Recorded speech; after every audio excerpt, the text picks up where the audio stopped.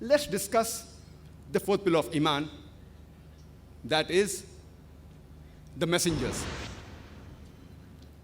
First, we'll discuss the messengers in Hinduism. The common Hindus, they believe in avatar. Avatar is a Sanskrit word derived from av, meaning down, and tra, meaning Passover. So avatar means coming down or descending down. And according to Oxford Dictionary, it says that in Hindu mythology, avatar means descending of a revered soul or a deity on this earth in bodily form. So the common Hindu, he believes that avatar is Almighty God becoming a human being and coming in this world. And the common Hindu believes that Almighty God becomes a human being, becomes an avatar, so that he could fight against unrighteousness and he can protect his religion. He comes down on the face of the earth to set the rules for the human beings, the do's and don'ts, and to guide them. And this concept they get from a verse of Bhagavad Gita, chapter number 4, verse number 7 and 8, which says, Yada yada hi dharmasya glanir bhavati bharata abhyutanam dharmasya tatatman sajjayameham, which is a very common verse recited in the beginning of Mahabharata serial, which means that whenever there is decay of righteousness, O Bharata, and rise of unrighteousness, I manifest myself.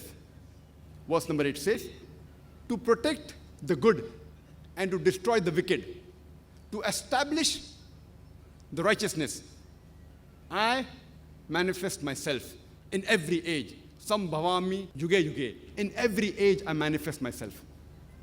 This concept of avatar is also repeated in Bhagavad Purana, Khand 9, Adhyay 24, Shloka 56. It says that whenever there is rise of unrighteousness and waxing of sinfulness, I incarnate myself. Almighty God incarnates himself. So this concept of avatar, Almighty God becoming a human being, which most commonly is understood by the Hindus, is nowhere to be found anywhere in the Vedas. The avatar is not mentioned anywhere in the Vedas, which are the most sacred of all the Hindu scriptures. And the Hindu scholars, they say, many of the Hindu scholars who are pure Vedantists, who purely believe in the Vedas, they say that the Sanskrit word avatar is a possession of Almighty God. It is possessive. It cannot refer to Almighty God himself. It can refer to Almighty God sending a man. So these scholars, they say that we have no objection Almighty God sending a man in this world. And if you read the Vedas, there are mention of several rishis who Almighty God has sent in this world to guide the human beings. Let's discuss the concept of messengers in Islam. Allah says in the Quran, in Surah Fatir, chapter number 35, verse number 24, وَإِم مِّنْ أُمَّةٍ إِلَّا خَلَا فِيهَا النَّذِيرٌ. There is not a nation or a tribe without a warner having lived among them in the past. Allah says in Surah Ra'd, chapter number 13, verse number 7, وَلِكُلِّ قَوْمٍ هَادٍ. And to every nation have we sent a warner. There are several messengers sent on the face of the earth. But the last and final messenger was Prophet Muhammad, peace be upon him. And it's mentioned in Surah Ahzab, chapter number 33, verse number 40. مَا كَانَ مُحَمَّدٌ أَبَا أَحَدٍ مِّن رِجَالِكُمْ وَلَٰكِنَّ رَسُولَ اللَّهِ وَخَاتَمَ النَّبِيِّينَ وَكَانَ اللَّهُ بِكُلِّ شَيْءٍ عَلِيمًا. Prophet Muhammad, peace be upon him, is not the father of any of you men, but he is the messenger of Allah subhanahu wa ta'ala and the seal of the prophets. And Allah is all-knowing, full of knowledge. Since Prophet Muhammad, peace be upon him, was the last and final messenger, unlike the previous messengers who were sent only for their people, and the message was meant to be followed in totality, only for a particular time period. Since Prophet Muhammad was the last and final messenger, he was not sent only for the Muslims or the Arabs.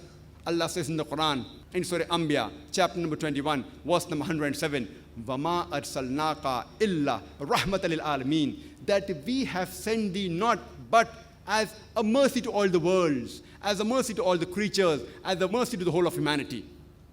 Allah repeats the message in Surah Sabah, chapter number 34, verse number 28. وَمَا أَرْسَلْنَاكَ إِلَّا كَافَّةً لِلنَّاسِ بَشِيرًا وَنَذِيرًا. That we have sent thee not but as a universal messenger, giving glad tidings and warning them against sin. But most of the human beings yet do not know. And Prophet Muhammad, peace be upon him, said, it's mentioned in Sahih Bukhari, volume number 1, in the book of Salah, chapter number 56, hadith number 429. The Prophet said that all the previous messengers that came before me, they were sent only for their people, for their nation. But I have been sent as the last and final messenger to the whole of humanity. In Islam, we don't agree that Almighty God has to come in this world and become a human being. This philosophy of Almighty God becoming a human being is called as anthropomorphism, which many religions believe in this philosophy that Almighty God became a human being, and they have a logic for that. What they say, that Almighty God is so holy, He is so pure, He does not know the shortcomings of the human being. How does the human being feel when he's hurt? How does the human being feel when he's in trouble? How does the human being feel when he has got problems? So that's the reason Almighty became a human being, so that He could set the rules, the do's and don'ts for the human beings. On the face of it, it sounds like good logic. Almighty God, so holy, so pure, He does not know the shortcomings of the human beings. Therefore, to set the rules, He became a human being. I'm asking a simple question. Let's suppose I manufacture a VCR, a video cassette recorder. Do I have to become a VCR, a video cassette recorder, to know what is good or what is bad for the VCR? If I manufacture a VCR, since I'm the manufacturer, since I'm the creator, I don't have to become a VCR to know what is good or what is bad for the VCR. What do? I write an instruction manual. That if you want to play the video cassette, insert the cassette and press the play button. If you want to stop, you press the stop button. If you want to fast forward, press the FF button. Don't drop it from a height, it will get spoiled. Don't immerse it in water, it will get damaged. I write an instruction manual. I don't have to become a VCR to know what is good or what is bad for the VCR if I've created the VCR. Similarly, Almighty God, since He is the creator of the human beings, He doesn't have to become a human being to know what is good or what is bad for the human being. What does He do? He chooses a man amongst men and communicates with them on a higher level, who we call as messengers.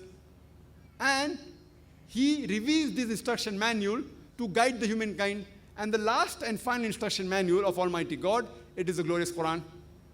The do's and don'ts for the human being is mentioned in the last and final instruction manual of the human beings, that is the glorious Quran. So the Islamic concept perfectly matches with the concept of the Vedas. It may not match with the common Hindus who believe that Almighty God becomes a human being, but nowhere does the Veda has the concept that Almighty God has become a human being. It has a concept that Almighty God has sent rishis, has sent people who were close to Almighty God so that they could guide the humankind. And there are mentions of several rishis and messengers in the Vedas.